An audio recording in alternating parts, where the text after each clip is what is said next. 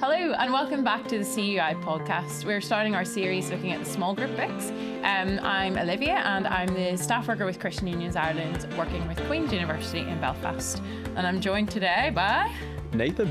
I'm a staff worker in Dublin with CUI. I'm currently living in North Dublin in Donabate and married to the wonderful Sarah, now Reynolds. And I'm a massive West Ham fan, which has been interesting recently. European champions, but also struggling a lot. So yeah.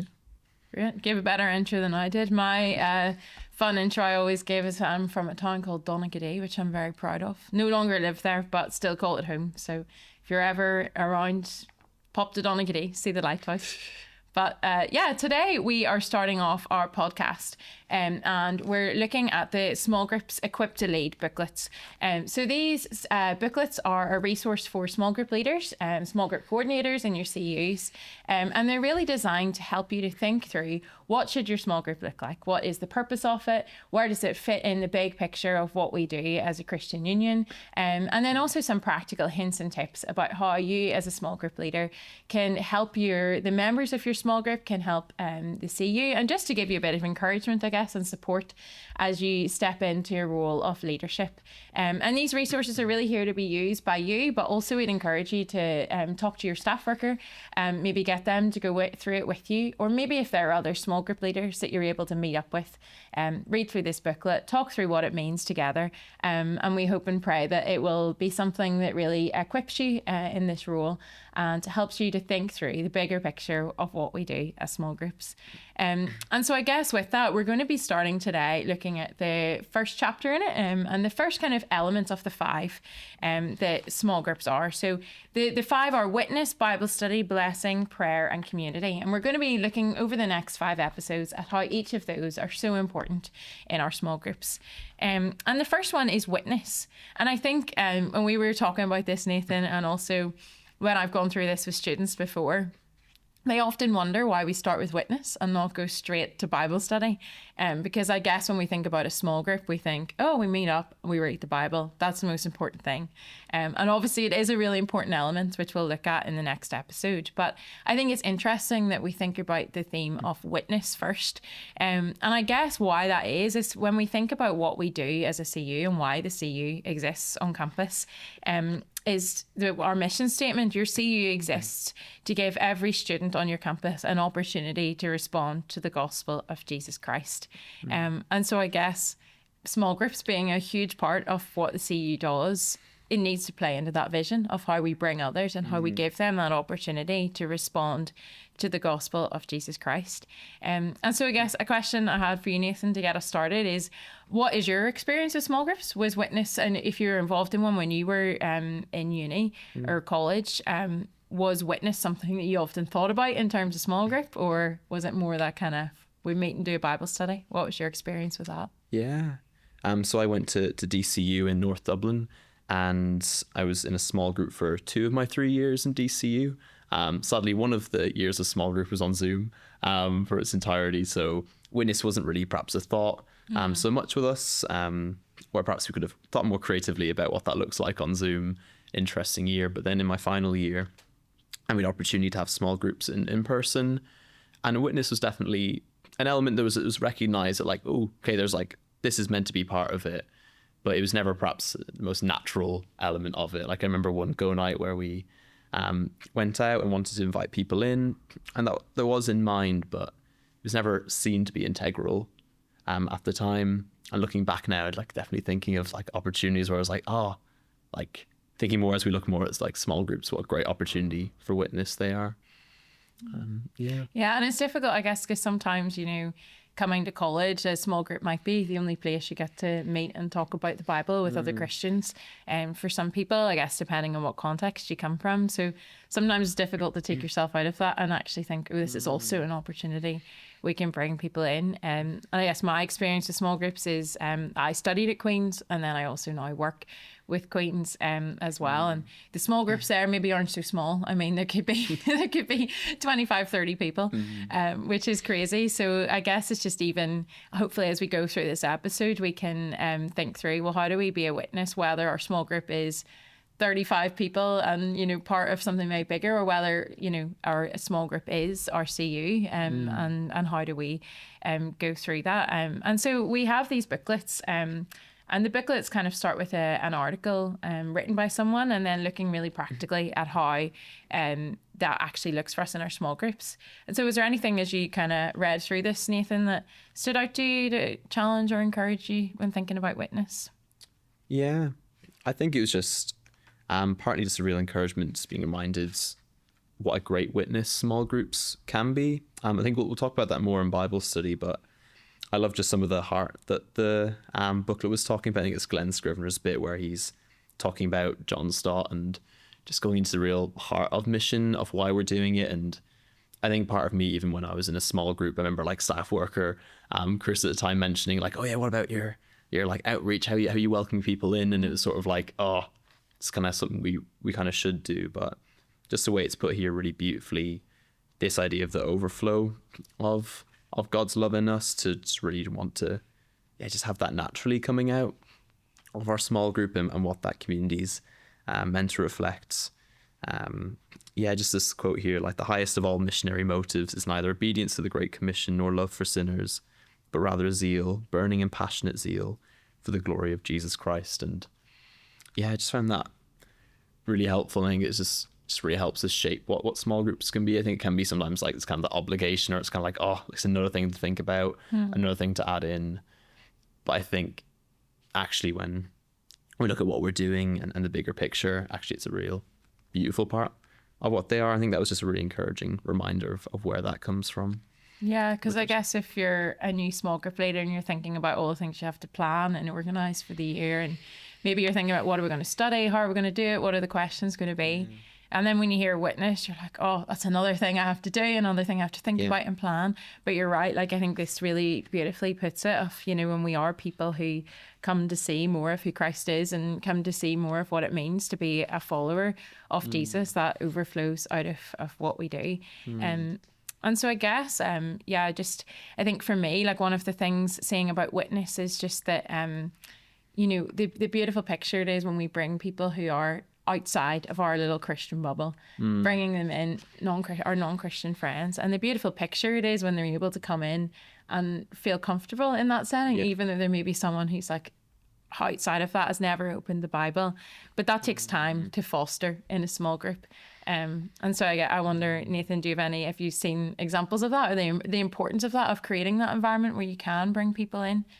Yeah, definitely. Even thinking, I guess more recently, like working with Griffith College, who are a new Christian union, who only set up in the last year, and their CU looks like a small group. It's about maybe 10 people maybe meets every week, and fluctuates by a couple of people. But just they have a real environment of just openness where you can really just come into, if you're a non-Christian, you feel really welcomed. Just how the small group set up. It just really anticipates that, and it's an enjoyable space and environment to be in if you're a Christian and also non-Christian, and just a lot of how the heart of it is just really to give people that opportunity to see Jesus and to love him more, and to come to know him. And just how they set up things, I think it's just really helpful that people who've been non-Christians have been comfortable sharing, even comfortable disagreeing, and being able to share like, oh, this is my view, this is how I see this. And it's like, it's been framed like it's a Bible discussion. It's a place that's for you as well. And I think that's really nice when people know this isn't just an exclusive Christian club or a space that I can't come into, because that could naturally be what we just kind of assume about a Christian small group if we're thinking about it. So I've just really, seen that. It's been helpful. Yeah. Do you have experience of that as well, or? Yeah, well, I think sometimes something I probably struggled with as a student, and something that I see students struggle with is, you know, we've talked about if you know people from CUI before, you talk about that kind of sacred secular divide where you have friends that you have from your CU, but you have friends and that you have in your class and your other maybe sports clubs or music or whatever you do outside of that. And I think I found it really hard to see how a small group would be somewhere that you'd want to invite people from outside of that into. Maybe like a bigger event, I'd be like, yeah, they can come along, they're not so noticeable if they're new, but a small group feels a bit more like, oh, I don't know, they've been noticed here, that they're different. But I actually think I've been challenged over the last number of years, and also just reading this stuff again, just the beautiful picture it is when you are willing to invite non-Christian friends into that part of your life, something that maybe is a bit more like private, and these are your friends that you come and talk about the Bible with. But just the barriers that breaks down when you're able to bring someone into that setting, and not only your friends with them, but then your friends welcome them in as well, and just how they feel part of that community, then I think just breaks down so many barriers, and hopefully then allows the space to be able to talk about the Bible then. And when they see these people meet to actually read the Bible, just the witness that is to them, because I think it is something that's unique in our culture, that a group of Christians in their like late teens, early 20s actually genuinely meet and want to read and study the Bible. That's not something that is normal, and so inviting someone who would be outside into that, I think, is a really powerful witness, and yeah, a really good way of just showing them Christ and introducing them and making them feel part of that. No, I think that's so helpful. Just like the witness itself of like these young people really believe this and take it seriously and are passionate about their faith in Jesus. I think that's just a witness, especially in the South today, just that those people exist, and this isn't like a weird or odd group who are just bizarre, but they can actually see what Christians look like. And I think that's, like you're saying, such an opportunity to like, what does it look like to follow Jesus? Because for a lot of people, they won't even have a friend who potentially knows who's a Christian, and getting to come into this environment, because it can be both your own friends and getting to, like you're saying, merging those universes is so helpful, because it just doesn't make it a weird thing where you're like living this double life where it's like, it's my Christian time and this is my like non-Christian time. That's just kind of weird. It kind of feels inauthentic, and getting to bring that together is so good. And for people who come in to see you from like throughout the year as well, like getting to be plugged into community, and that's why small groups are so important. Of people can come in like from flyering, from advertisements, they come to the main meetings, and they can get a chat after for a few minutes, but actually small groups such a good place for them to know people and actually to go deeper. I think that's such a helpful part of them. And I suppose that's because in theory, small groups are somewhere that's a safe, comfortable, relaxed environment. Very often they're maybe in people's houses, or they're in I don't know, like church buildings, but not in the main church. It's like in a smaller room, and you're able to really practically provide like tea and coffee and snacks, and automatically that breaks down a lot of those barriers. But I guess if we're thinking about practically, how could we create these environments that are safe and comfortable, and that are somewhere where they get to know, like, the friends in your small group, not just you, but get to know people. One thing that CUs have done quite a lot over the last number of years is go nights. And these, if you hear go nights, it might be an event where you don't necessarily come together and read the Bible for that week, but it's really focused on the social aspect of small groups, and it's maybe something where everyone can come along to, where you can invite friends. I don't know, are there any like events that you've seen at go nights that have worked well? I remember when I was in a small group, we went and just like, we're just a group of lads, small group, and we have like some of the best ideas. We just like went off, got pizza at a takeaway off campus, and then brought it back and ate it in the chaplaincy. And that was really nice, and that was just something that we appreciated and was helpful for us. I think something I love is just seeing people's creativity and just saying like, just go for it. Like something like I loved hearing from UCD last year, like someone just like went to the gym with their small group. I was just like just laughing of like, that's just great. I maybe wouldn't join that like that. But yeah, just like having that creativity of like, let's just go bowling. Maybe a movie's not so helpful if you just sit down, you're watching a movie and there's no engagement, because the social element of small groups is so important. And we'll get to chat about community more later in the podcast. But I think like if you're going to watch a movie, like have a meal before, have a meal after, discuss the movie. I think like just that helps people. It's a comfortable environment, because it is kind of weird if like all we do is just study the Bible and we don't really want to get to know each other. We don't really want to get to know you. Whether that's a fresher coming in who's a Christian, or international, or like we're saying, like a non-Christian coming in. I think small groups just really give that space. And I think that's why I love to hear what you think as well. Like, it's not just an added extra, but it's an essential part of small groups as well, as having that social space. Yeah, and I think if it becomes part of your rhythm at the start, so as a small group leader, when you're thinking about planning, like building that into your planning. And I guess one thing that came up with all of these areas that we're going to look at over these podcasts is that all of these things have to start with you. Like, whether you like it or not, you're in a position of leadership, and people in your small group are going to look to how you're doing this. So it is something that when you're leading a small group, you do have to really believe in, and by doing that, like, make it part of what you do in a month. So whether it is once a month, or whether it's, twice a semester, whatever way that works, just actually seeing the value. And if people ask you, like, oh, why do we do that, being able to explain the importance behind it and the heart behind it, and hopefully get your Christian members of your small group on board to then invite people in. And I think something that's worked well, like I've seen these quizzes, they always work well. You get to be in a team with people. Or one that seems to work well, people seem to like it, karaoke at the moment. I don't know why. Karaoke seems to be a thing that brings people together.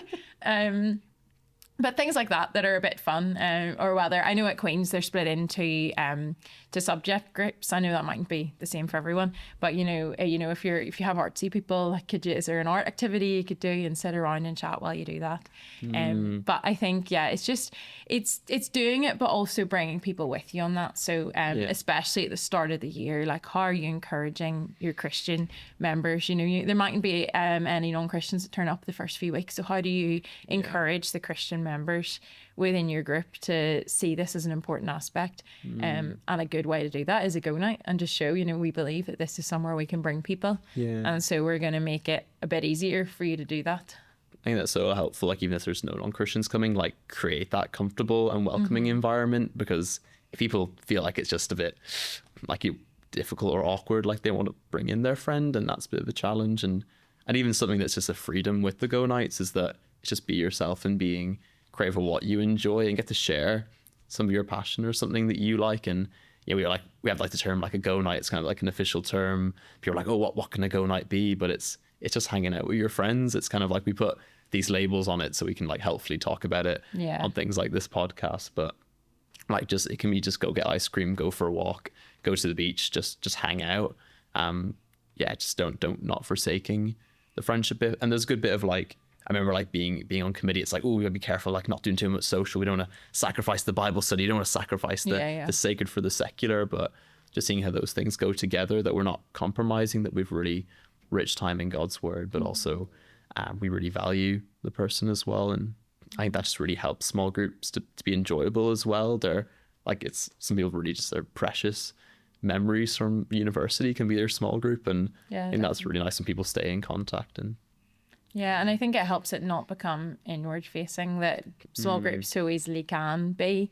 But it really gives you that perspective. Well, here, if we're actually doing these events, there must be something in that of wanting to bring people in. And I think one thing I was thinking about just really practically as well was just the timing of those as well. So, what are the points in your year where you really want to be able to bring non-Christians to? I know we want to bring them every night of CUI, but there's things throughout the year that are kind of pinnacles of our evangelism and outreach on campus. So what does it look like to do a go night leading up to the carol service? So then when carol service comes around, it's not a one-off invite to this big event, but they're already used to the context, and when they go to the carol service, they'll know some other people because they've been to small group before and they've met people. Or whether that's coming up to mission week as well, like having something social and being able to use that as a springboard to invite them along to the events. And again, just helping them feel at ease in those contexts where they maybe would feel like an outsider at the first, at first coming in. So even just think, like, just what you're describing, just small groups are so helpful in just being as part of our wider vision as well.